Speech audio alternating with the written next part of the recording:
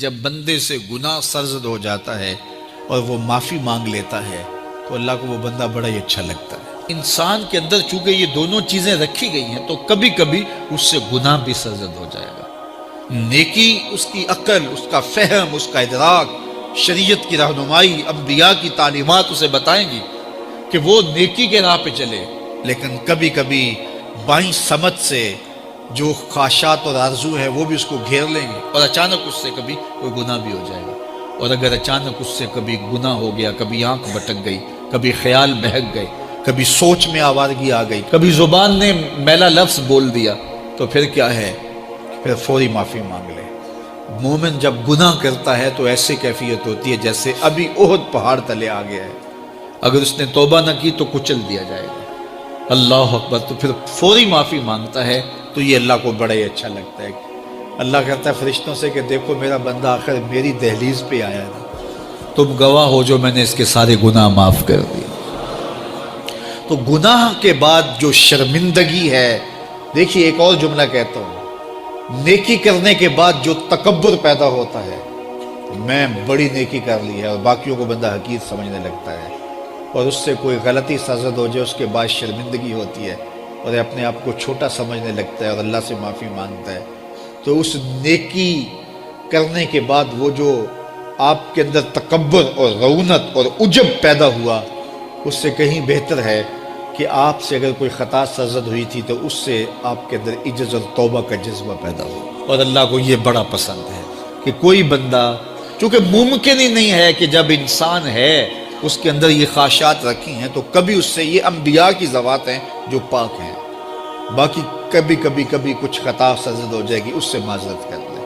آپ نے نام سنا ہوگا ایاس کا، محمود غزنوی کا بڑا محبوب وزیر تھا اور بہت زیادہ بادشاہ اس سے محبت کرتا تھا، تو آیان سلطنت جلتے تھے، تو بادشاہ گاہے گاہے کوئی ایسا منظر ان کو دکھلاتا کہ اس سے میں خاص پیار کیوں کرتا ہوں۔ ایک دن بادشاہ کے ہاتھ میں موتیوں کی بھری ڈبیا تھی اور محل کے اندر یہ ایک حوض تھا، تالاب تھا، تو اس کے اندر اس نے وہ سارے موتی پھینک دیے۔ شفاف پانی اور نیچے فرش پہ پڑے ہوئے موتی نظر آ رہے ہیں، تو اس نے ایک ایک وزیر کو کہا کہ یہ موتی نکال کے لاؤ، اور سنو اپنا لباس اور اپنا بدن نہیں بھیگنے دینا۔ تو سب نے کہا یہ کیسے ہوگا کہ موتی بھی تہ سے نکال کے لائیں اور بدن بھی اور کپڑے بھی نہ بھیگیں؟ تو دوسرے کو کہا، اس نے کہا حضرت یہ کیسے ہوگا، یہ شرط ہٹائیں تو پھر میں نکال کے لاؤں۔ جب بات آئی ایاز کی تو ایاز نے فوراً چھلانگ لگا دی، موتی پکڑے، ڈھونڈے، ہتھیلی میں لیے اور کانپتے ہوئے بدن کے ساتھ بادشاہ کے سامنے پیش ہوا۔ حضور یہ لے لیجئے۔ بادشاہ غصے میں تھا کہ میں نے کہا تھا لباس اور کپڑے بھیگنے نہیں چاہیے، تیرے بدن سے پانی نچڑ رہا ہے، تیرے لباس سے پانی نچڑ رہا ہے، یہ کیا؟ تو ایاز نے ہاتھ باندھ کے کہا، بادشاہ سلامت، آپ کے دو حکم تھے، ایک حکم یہ تھا کہ موتی نکال کے لانے ہیں، دوسرا حکم یہ تھا کہ کپڑے اور بدن بھیگنا نہیں چاہیے۔ ایک کام میں نے کر دیا ہے، دوسری غلطی ہو گئی ہے، معافی چاہتا ہوں۔ تو کہا وزیرو یہ ہے خوبی اس کی، تم نے کہا ہم کیسے نکال کے لائیں، اس تالاب میں اتریں گے تو بدن تو بھیگے گا ہی بھیگے گا۔ تو کہا جب شہوات دی گئی ہیں، خواہشات رکھی گئی ہیں، آرزویں دیوانی ہیں، اور پھر اس کائنات کے اندر رہ کر کے حضرت انسان کبھی تو اس تالاب کی غلاظت سے اپنے آپ کو بھر ہی دے گا، تو پھر کمال کیا ہے کہ نیکی کے پھول پیش کر دے، سجدے کے موتی پیش کر دے، رکوع اور قیام کے موتی پیش کر دے، ہمدردی انسانیت کے ساتھ پیار کے موتی پیش کر دے، سارے موتی پیش کرے، پھر مالک کا جلال کہ تیرے کپڑے کیوں بھیگے، یہ گناہ کیوں کیا، یہ گناہ کیوں کیا، ہاتھ جوڑ کے کہے مالک اس کی معافی مانگ، تو اللہ تعالیٰ پچھلے گناہ نہ صرف معاف کرتا ہے بلکہ ان گناہوں کو نیکیوں میں تبدیل کر دے۔ وہ ایک فقیر بادشاہ کے دربار میں جا نکلا نا، تو کہا کہ بادشاہ یہ تخت و تاج کیا ہوتے ہیں، اس کی کوئی قیمت نہیں ہے۔ تو بادشاہ ہنس کے کہنے لگا اس فقیر کو باہر نکالو، اسے کیا پتا ہے کہ تخت و تاج کیا ہوتے ہیں، اس کی لذت کیا ہوتی ہے، جب خدام کھڑے ہوتے ہیں، استقبال کر رہے ہوتے ہیں، جب تخت پہ بیٹھے اور ساری رعایا نیچے بیٹھی ہوتی ہے۔ اس نے کہا نکالو فقیر کو، اس کو کیا پتا۔ بادشاہ ایک دن شکار کرنے گیا تو وہاں اس کا گھوڑا جو ہے وہ سرکش ہو گیا اور ایسی جگہ پہ لے گیا کہ جہاں نہ پانی تھا اور نہ کوئی اور چیز. بادشاہ وہاں ہانپ رہا ہے کہ وہی فقیر مشکیزہ ڈالے ہوئے گزرا اور آواز دے رہا ہے پانی لے لو پانی لے لو. بادشاہ کی تو موت واقع ہونے والی تھی, آخری ہچکیاں تھی تو اس نے آواز دی پانی. تو اس فقیر نے کہا کہ ہاں تمہارے پاس ہے کوئی قیمت پانی دینے کی؟ اس نے کہا میں بادشاہ ہوں اس ملک کا. اس نے کہا ہوتے ہوگے, مجھے غرض نہیں ہے, میں تو بیچتا ہوں پانی. اس نے کہا بابا میں بادشاہ ہوں, جو مانگو گے میں دوں گا, مجھے پانی دو, میں مر رہا ہوں. اس فقیر نے کہا آدھی حکومت لگے گی. اس نے کہا آدھی لے لینا, مجھے پانی تو دو, کیونکہ مر گیا تو ساری جائے گی. اس نے پانی کا گھونٹ دیا, پیاس کی شدت تھی, جب پانی کا کٹورا اس نے منہ سے لگایا تو پانی حلق میں اٹک گیا. اب پھر دوبارہ مصیبت بن گئی. تو اس فقیر نے کہا کہ میں حکیم بھی ہوں, اگر کہو تو تمہارا علاج کر دوں. اس نے کہا ضرور کرو, لیکن اس نے کہا میں یوں ہی نہیں کروں گا, آدھی باقی حکومت بھی لگے گی, وہ بھی لکھ دو. اس نے چمڑے کے اوپر لکھوا لیا, ساری حکومت لکھوا لی, اور اس نے اس کا علاج کیا فوری. جو اس کے پاس ٹوٹکا ٹونا تھا تو اس کا پانی حلق سے نیچے اتر گیا.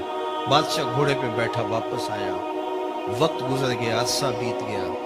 بادشاہ پھر تخت پہ بیٹھا تھا, وہی فقیر بھیس بدل کے دوبارہ آ گیا. پھر اس نے نصیحت کی کہ آخرت کو یاد کرو, یہ دنیا کچھ نہیں ہے, 4 دن کی کہانی ہے. بادشاہ نے کہا تو میرا خیال ہے پہلے بھی کبھی آیا تھا, تو نہیں سمجھتا تخت و تاج کی لذت کیا ہے. اس نے کہا اس کی کوئی قدر و قیمت نہیں ہے, چھوڑ اسے, آخرت سب کچھ ہے. تو اس نے کہا نکالو اس فقیر بابے کو, یہ اس دن بھی آیا تھا تو آج پھر آ گیا ہے, اپنی راہ لے بابا. اس فقیر نے اپنے تھیلے سے وہ چمڑے کی دستاویز نکالی جس کے اوپر اس نے ساری حکومت لکھ کے دی تھی. اس نے کہا بادشاہ یہ ہے تیری حکومت کی قیمت, صرف 2 گھونٹ پانی, جس پر تو نازاں ہے, جس پر تجھے فخر ہے, تو قبل اس سے سورج مغرب سے طلوع ہو جائے, توبہ کا دروازہ بند ہو جائے, سانسیں اٹک کے حلق تک آ جائے, اور ہماری زندگی کا دفتر سمیٹ دیا جائے, اور پھر پچھتائیں ہائے جو چند لمحے ضائع کیے, ہائے جو زندگی برباد کی وہ کیوں برباد کی. کل کے پچھتاوے سے بہتر آج کا پچھتاوا, زندگی پلٹ ہوگا, وقت پر کافی ہے ایک قطرہ بھی آب خوش ہنگام کا, جل گیا جب کھیت برسا بھی تو پھر کس کام کا. آئیے میں اور آپ اپنی زندگی کو مالک کی چوکھٹ پہ, مالک کی دہلیز پہ لے جائیں, اس کے حضور سچی توبہ کریں, رجوع لائیں, اپنے گناہوں سے معافی مانگیں, وہ کریم ایک آنسو سے سارے گناہ معاف کر دے گا. اپنی آخرت کی تیاری کریں, کاروبار دنیا بھی کریں, لیکن اصل ہماری زندگی آخرت کی زندگی ہے.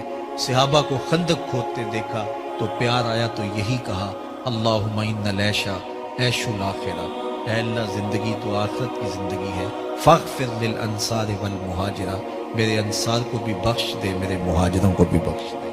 تو اللہ تعالی ہم سب کی مغفرت فرمائے.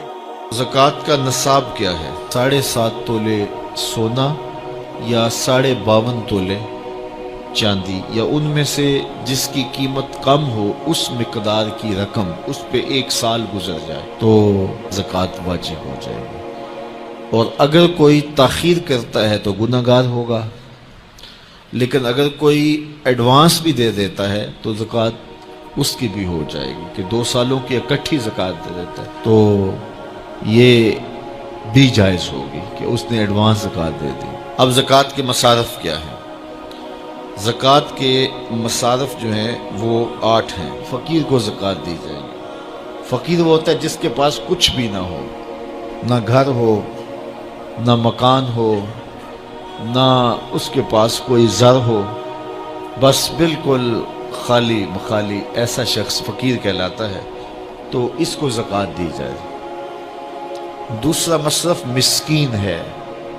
مسکین ایسے شخص کو کہتے ہیں کہ جس کے پاس اپنا ذاتی گھر تو ہے اور تھوڑا بہت کام کاروبار بھی ہے, بچوں کی روٹی روزی بھی چلتی ہے, لیکن اس کے پاس اتنے پیسے جمع نہیں ہوئے کہ وہ نصاب کی ملک تک پہنچے.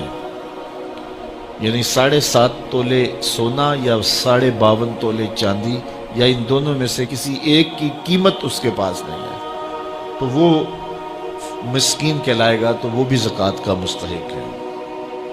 تیسرا رقاب، یعنی غلام کو آزاد کرنے کے لیے اس کو زکوٰۃ دی جا سکتی ہے تاکہ وہ اپنی قیمت دے کر کے اپنے آقا سے اپنی جان چھڑا لے۔ اور چوتھا غارم، غارم وہ ہے جو قرضے تلے دب گیا ہے اور اس کے پاس قرضہ اتارنے کے لیے کچھ نہیں ہے، تو اس مقروض کا قرض اتارنے کے لیے اس کو زکوٰۃ دی جا سکتی ہے۔